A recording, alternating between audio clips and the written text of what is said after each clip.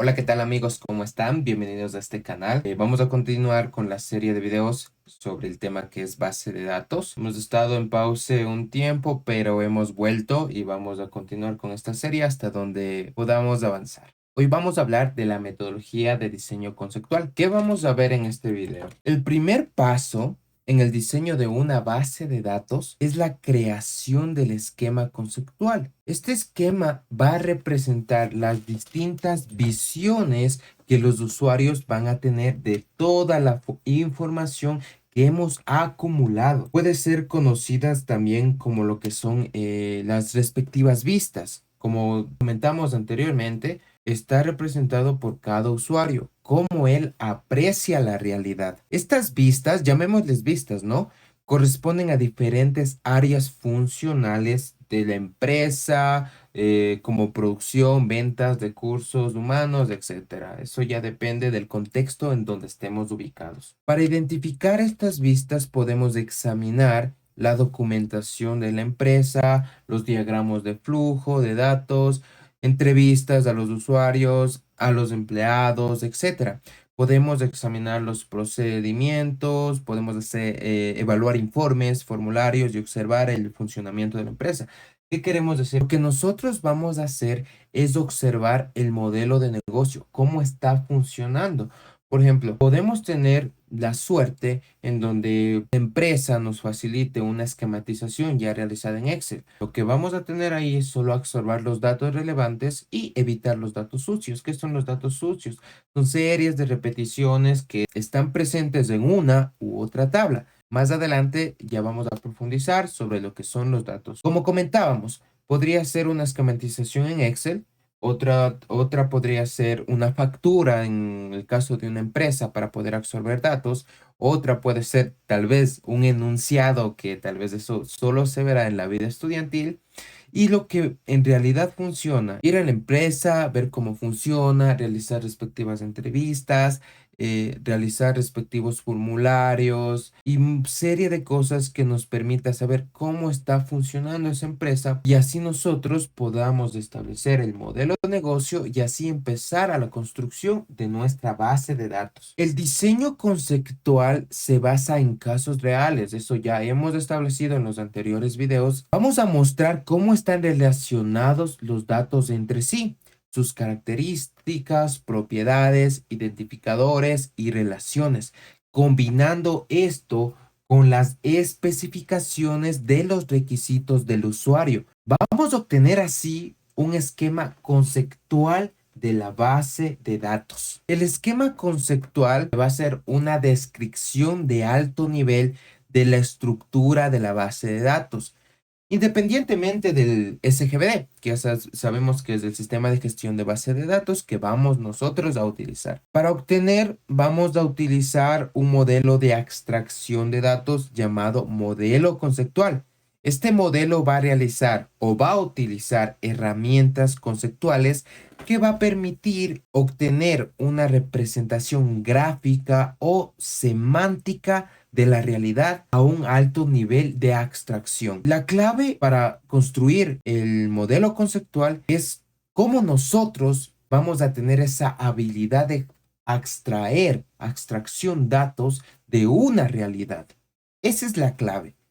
Ya hablamos un poquito de lo que es el modelo conceptual, que nos va a ayudar a conocer el contenido de la información que va a obtener la base de datos, como nos dice el concepto, y así vamos a definir la estructura del almacenamiento. El modelo conceptual debe permitir construir una descripción de la realidad que sea fácil de entender y que sea representado correctamente. En sí, un modelo conceptual debe cumplir con varias de las siguientes características. Expresividad. ¿Qué nos quiere decir con esto? Que vamos a tener el suficiente concepto para expresar perfectamente de la realidad. Simplicidad. Debe ser simple para que los esquemas sean fáciles de entender. Minimalidad. Cada concepto debe tener un significado distinto. Formalidad. Todos los conceptos deben tener una interpretación única, precisa y bien definida. Esto es muy importante, ya que cuando nosotros empecemos a trabajar con el modelo conceptual, Estas características deben de ser obligatorias para que nosotros realicemos un buen trabajo. El modelo conceptual utilizado en esta metodología es el modelo entidad-relación. Es muy importante ese modelo y tienen que guardarse acá. El modelo entidad-relación o MER es un modelo conceptual más utilizado en el diseño conceptual de base de datos. Fue introducido por Peter Chen en 1976.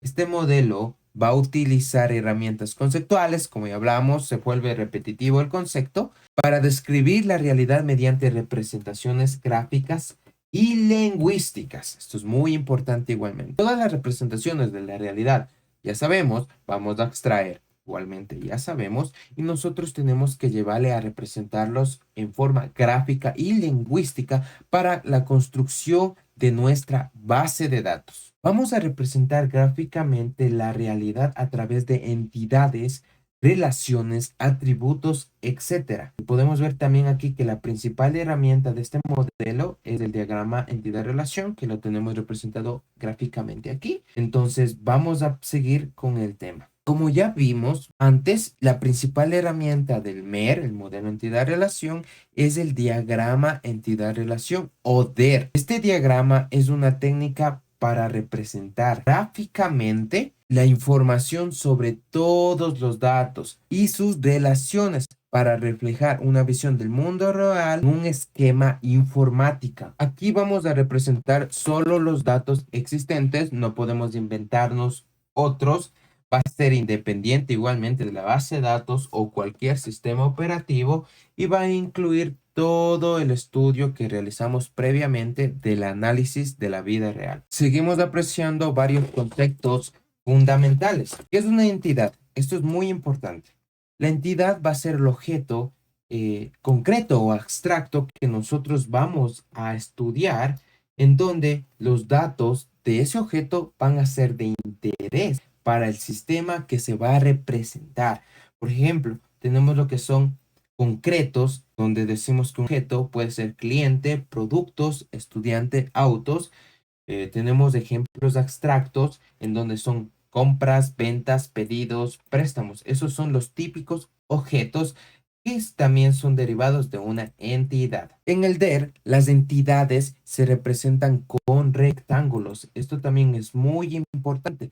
Y su nombre va a estar siempre en plural dentro de ello. Un nombre de esa entidad solo puede aparecer una vez en el esquema conceptual. No pueden aparecer dos, tres veces. Seguimos con los atributos y vamos a decir que los atributos son características de la entidad o objeto que ya hablamos anteriormente. Tiene que ser una unidad mínima e indivisible de información acerca de la entidad o relación. Esto nos va a servir para poder identificar y describir a la entidad.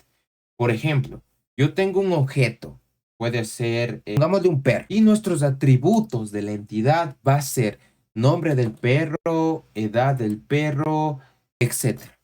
Esos son los atributos que se le va a ir dando al objeto o entidad. Como nos dice aquí que la determinación de los atributos al incluir en el modelo va a depender del contexto, es lo que hablábamos, siempre va a depender del contexto que nosotros hemos estudiado ya previamente para la construcción del modelo conceptual y la base de datos. En el DER, los atributos se va a poder representar mediante dos notaciones, la notación de Code y la notación de Chain. Ya hablamos del famoso Chain. Vamos a utilizar la notación de Code porque es mucho más fácil la implementación.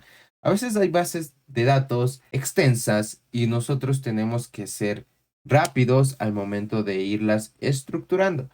Vamos a ver muchos tutoriales, obviamente, ¿no? Pero siempre traten de llevar papel y lápiz. Es para todo momento. Se programa en papel y lápiz. Podemos ver aquí la representación de Code en donde nos dice el nombre de la entidad y los atributos pertenecientes a la entidad. Ya estábamos comentando un poco de cómo llevaremos los atributos del objeto o de la entidad. Y entonces aquí vamos a utilizar la notación UML, en donde consta de las tres primeras letras del atributo seguidas de las tres primeras letras de la entidad. Cada una va a estar con mayúscula. Entonces, esto nos ayudará a sistematizar los nombres, los atributos de las entidades y de los objetos. Esto es importante ya que nuestro cerebro se irá acostumbrando a esta codificación de escritura. Ahorita parece insignificante, pero cuando nosotros tengamos 20, 10, 15, 5 tablas, bastantes entidades, bastantes objetos, bastantes atributos, nosotros debemos, para manejar el SGBD, debemos memorizar prácticamente cómo va a estar estructurado esas entidades. Entonces, siempre vamos a trabajar con este formato. El dominio de un atributo es el conjunto de valores legales y válidos que pueden tomar un atributo. Por ejemplo, el atributo grupo sanguíneo. Para una entidad, persona tiene el tipo de datos string 3, pero su dominio es el conjunto A positivo, A negativo, B positivo, etc.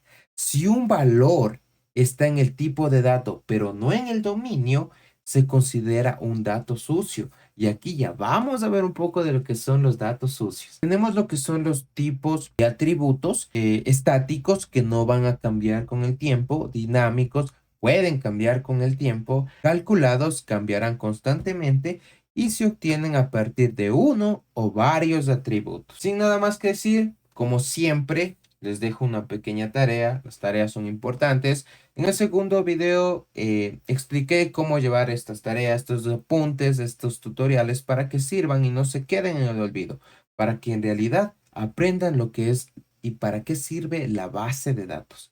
Vamos a resolver esta tarea y vamos a tenerlo igualmente en el archivito. Les recomiendo hacerlos de manera consciente. Vamos a seguir haciendo los videos, como siempre les repito. Quiero terminar con teoría, sé que es un poco fastidiosa, pero créanme que sirve demasiado. Entonces, sin nada más que decir, nos vemos en el próximo video. En estos 2 meses voy a tratar de subir todos los videos que sean posibles. Entonces, nada más. Chao.